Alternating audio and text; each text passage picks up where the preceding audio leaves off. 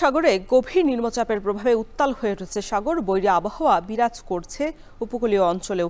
স্বাভাবিকের তুলনায় বাড়ছে জোয়ারের পানির উচ্চতা, পানি ঢুকে পড়েছে লোকালে। এ বিষয়ে বিস্তারিত জানাতে ঝালকাঠির পৌর খেয়াঘাট থেকে যুক্ত হচ্ছেন আলামিন তালুকদার, বরগুনার ফুলঝুরি এলাকা থেকে যুক্ত হচ্ছেন জিয়াদ মাহমুদ এবং বরিশাল থেকে যুক্ত হবেন আমাদের সাথে অমিত হাসান। তবে শুরুতেই ঝালকাঠি আলামিনের কাছে জানতে চাই, আলামিন জানাবেন যে কোন কোন নদীর পানি বিপদ সীমার উপর দিয়ে বইছে?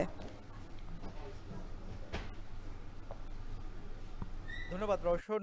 আপনি জানেন আমাবস্যায় উত্তর বঙ্গোপসাগরে সৃষ্ট লঘুচাপটি গতকাল থেকেই গভীর নিম্নচাপে ধাবিত হয়েছে এবং সে কারণে কিন্তু গতকাল থেকে জেলা জুড়ে দমকা হাওয়া এবং থেমে থেমে মাঝারি ধরনের বৃষ্টিপাত হচ্ছে, যা আজ সকাল পর্যন্ত অব্যাহত রয়েছে। এই নিম্নচাপের প্রভাবে কিন্তু স্থানীয় সুগন্ধা, বিষখালী এবং হলতা নদীর পানি বিপদ সীমার ওপার দিয়ে প্রবাহিত হয়েছে, যা স্বাভাবিক সময়ের চেয়ে 3 থেকে 4 ফিট উচ্চতা দিয়ে প্রবাহিত হচ্ছে। এই পানি বৃদ্ধির ফলে কিন্তু জেলার নিম্নাঞ্চলের যে ফসলের ক্ষেত এবং গড়বাড়িতে পানি প্রবেশ করেছে এবং এর পাশাপাশি নদী তীরবর্তী যে সমস্ত এলাকা রয়েছে সেই সমস্ত এলাকার ঘরবাড়িতেও কিন্তু পানি প্রবেশ করে মানুষের স্বাভাবিক জীবনযাত্রা ব্যাহত হচ্ছে। এবং তবে আজকে সকালে ভাটার টানে পানি কিছুটা কমলেও সেটা স্বাভাবিক সময়ের মতো নয়, পানির উচ্চতা বেড়েই আছে। তবে নদী তীরবর্তী মানুষের আশঙ্কা যে আজকে জোয়ারের সময় আবারও প্লাবিত হয়ে তাদের ঘরবাড়িতে পানি প্রবেশ করবে। আর গতকাল থেকে যে বৃষ্টিপাত হচ্ছে এ কারণে কিন্তু জেলা শহরের বিভিন্ন অলিগলির যে রাস্তা রয়েছে সে সমস্ত রাস্তাও কিন্তু পানিতে তলিয়ে আছে এবং এতেও করে কিন্তু যান চলাচল এবং মানুষের স্বাভাবিক চলাচল ব্যাহত হচ্ছে। বিশেষ করে যে শ্রমজীবী যে সমস্ত মানুষ আছে সেই মানুষরা কিন্তু আসলে কাজের সন্ধানে বেরিয়ে কাজ পাচ্ছে না, তারা সবচেয়ে বেশি ভোগান্তিতে পড়ছেন। তবে এই পরিস্থিতি কিন্তু আরও কয়েকদিন থাকবে এবং যদি পরিস্থিতি স্বাভাবিক না হয় তাহলে কিন্তু মানুষ পানিবন্দী হয়ে একটা অসহায় অবস্থার মধ্যে দিন যাপন করতে হবে, এমনটি আসলে আমরা গতকাল থেকে দেখতে পাচ্ছি। তবে রওশন, এখন আজকে দমকা হাওয়া এবং কিছুটা কম, তবে বৃষ্টিপাত গুড়ি গুড়ি বৃষ্টিপাত হচ্ছে। তো ঝালকাঠি থেকে আমার কাছে এই ছিল আবহাওয়া পরিস্থিতির সবশেষ। রওশন, এবার আমরা একটু বরগুনার পরিস্থিতি জানতে চাই। জিয়াদ মাহমুদ, কিছুক্ষণ আগেও আপনি সংবাদে বলছিলেন যে বৈরী আবহাওয়ার কথা। যারা সাগরে মাছ ধরতে গেছেন সব জেলেরা কি আসলে ফিরতে পেরেছেন কিনা উপকূলে? রোশন, এই যে পিছনে বাড়িটি দেখছেন, এখানের যে বাসিন্দারা, তাদের সাথে কথা হচ্ছে, তারা বলেছেন যে গতকাল থেকে এখন পর্যন্ত তাদের উনুনে জ্বলেনি আগুন, রান্না বান্না কিছুই হয়নি, অন্যত্র তারা খেয়েছেন। মানে এই এলাকাটি যখন জোয়ারের পানির উচ্চতা বেড়ে গিয়েছিল গতকাল জোয়ার, এবং তখন কিন্তু এই অঞ্চলটি প্লাবিত হয়েছিল। এখানকার যারা বাসিন্দা রয়েছেন তারা অন্যত্র কেউ চলে গিয়েছিলেন, এখনো অনেকে রয়েছেন যদিও ভিটা বাড়ির টানে চলে এসেছেন।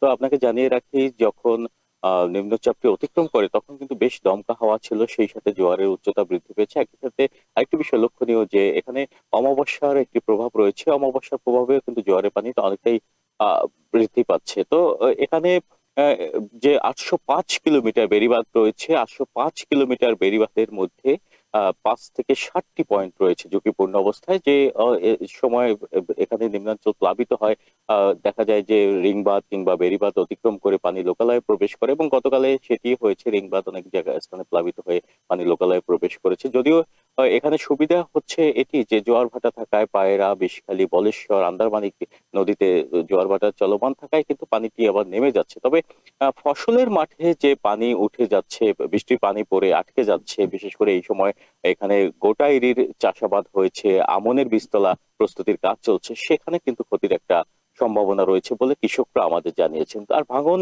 তীরের যে বাসিন্দা তাদের বরাবরই দাবি যে এখানে জিওব্যাগ ফেলে প্রাথমিক পর্যায়ে ভাঙন ঠেকানোর চেষ্টা করলেও সেটি কিন্তু ঠেকানো যাচ্ছে না। এখানে দরকার হচ্ছে ব্লক দিয়ে ভাঙন ঠেকানোর যদি ব্যবস্থা নেয় কর্তৃপক্ষ, তাহলে কিন্তু এই অঞ্চলে ভাঙন অনেকটাই রোধ করা সম্ভব। অন্য ক্ষেত্রে আরেকটি বিষয় যে সমুদ্র উত্তাল রয়েছে, সমুদ্র উত্তাল থাকার ফলে যে জেলেরা রয়েছেন সমুদ্রে মাছ শিকার করেন, তারা কিন্তু তীরে ফিরে এসেছেন এবং দেখা যাচ্ছে যে নিষেধাজ্ঞার পর বারবার কিন্তু বৈরী আবহাওয়ার ফলে তাদের মাছ শিকার ব্যাহত হচ্ছে, তারা লোকসানে পড়েছেন বলে আমাদের জানিয়েছেন। তো সব ক্ষেত্রেই যখন একটি দুর্যোগ আসে তখন কিন্তু উপকূলের মানুষরা বেশ শঙ্কায় যেমন থাকেন, তেমনি তারা লোকসানের মধ্যেও পড়ে যান। আর এই শঙ্কার নতুন মাত্রা যে যুক্ত হচ্ছে সেটি কিন্তু ডেঙ্গু পরিস্থিতি। আপনাকে জানিয়ে রাখি যে বরগুনা হটস্পট হিসেবে চিহ্নিত হয়েছে ডেঙ্গু পরিস্থিতির জন্য, এবং সেখানে এই যে বৈরী আবহাওয়া, এই আবহাওয়া বৈরিতা কেটে যাওয়ার পরে কিন্তু ডেঙ্গুর সংক্রমণ আবার বেড়ে যাওয়ার একটা ঝুঁকি রয়েছে বলে চিকিৎসকরা আমাদের জানিয়েছেন। তো এখন যে অবস্থা, এখন কিন্তু বৃষ্টি কিছুটা থেমেছে। আর আবহাওয়া অধিদপ্তরের যে সবশেষ তথ্য সেটি হচ্ছে যে নিম্নচাপটি গতকাল মধ্যরাতে এটি ভারতের ঝাড়খণ্ড ও পশ্চিমবঙ্গে অবস্থান করছিল। তবে এই অবস্থা আরো 2-1 দিন থাকবে, বৃষ্টিপাত অব্যাহত থাকবে বলে আবহাওয়া অফিস আমাদের জানিয়েছেন। তো এই ছিল বরগুনা থেকে আবহাওয়া পরিস্থিতির সবশেষ তথ্য। বরগুনার খবর জানছিলাম, একটু বরিশালের খবর জানতে চাই। অমিত, আপনি জানাবেন যে পানির কারণে কোন কোন এলাকা প্লাবিত হয়েছে আর নামতে শুরু করেছে কিনা পানি?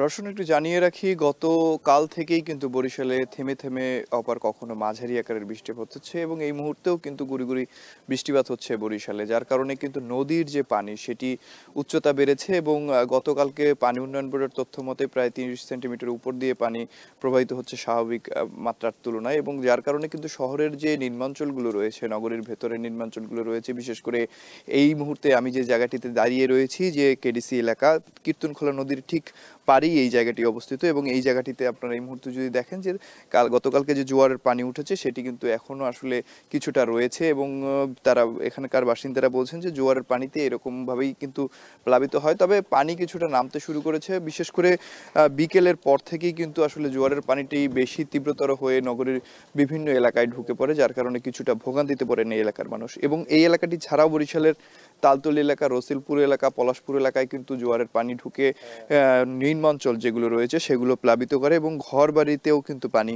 প্রবেশ করে, যার কারণে যে সেখানকার যে বাসিন্দারা রয়েছেন তারা কিছুটা ভোগান্তিতে পড়েন এবং তারা বলছেন যে বিভিন্ন সময় জোয়ারের পানি আসলে তাদের ঘর বাড়ি প্লাবিত হয় এবং ঘরের যে জিনিসপত্র সেগুলো কিন্তু নষ্ট করে দেয়। তবে এই মুহূর্তে পানি কিছুটা নেমেছে, বরিশালের যে আশপাশের রসুলপুরের এলাকা, পলাশপুর এলাকা, সেসব এলাকার পানি কিছুটা নেমে গেছে। তবে এখন পর্যন্ত কিন্তু কিছু কিছু নিচু এলাকায় পানি নামতে পারেনি, যার কারণে কিন্তু পানির স্থায়িত্বটা কিন্তু দেখা যাচ্ছে। এবং গতকাল থেকে আজকে 24 ঘন্টা পর্যন্ত আবহাওয়া অফিসের তথ্য মতে 20 মিলিমিটার বৃষ্টিপাত রেকর্ড করেছে আবহাওয়া অফিস এবং সমুদ্র বন্দরকে 3 নম্বর সতর্ক সংকেত দেওয়া হয়েছে। এ সময় অবশ্য বাতাসের তীব্রতাও কিছুটা ছিল এবং নদীর চিত্র আমরা কিছুক্ষণ আগে দেখেছি, আসলে নদীতে কিন্তু পানি একদম ছুঁই ছুঁই করছে, কারণ আর কিছুক্ষণ জোয়ারের অবস্থা থাকলে কিন্তু সেই পানি আবারও নগরীর ভেতরে প্রবেশ করবে এবং নগরীর যে নিম্নাঞ্চলগুলো রয়েছে সেগুলো প্লাবিত করার শঙ্কা রয়েছে। এবং যারা পাড়ের বাসিন্দারা রয়েছে তারা বলছেন যে